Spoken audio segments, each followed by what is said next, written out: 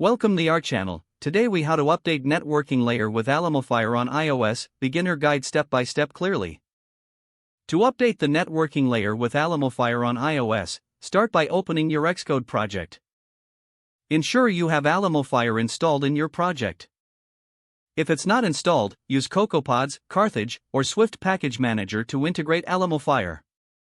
Next, import Alamofire at the top of your Swift file. Identify the current networking code in your project that you want to update. Create a new Swift file and name it networkmanager.swift.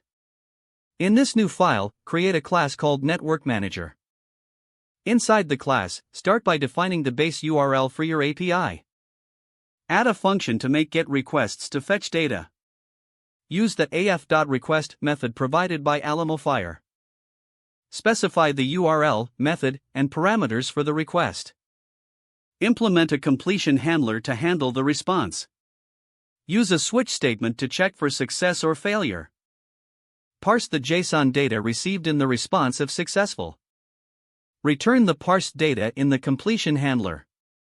Next, add another function for post requests. Again, utilize the af.request method and include the necessary parameters. Handle the response in a similar manner using a completion handler. Test both the GET and POST functions with your API endpoints. Ensure you have proper error handling to catch any networking issues.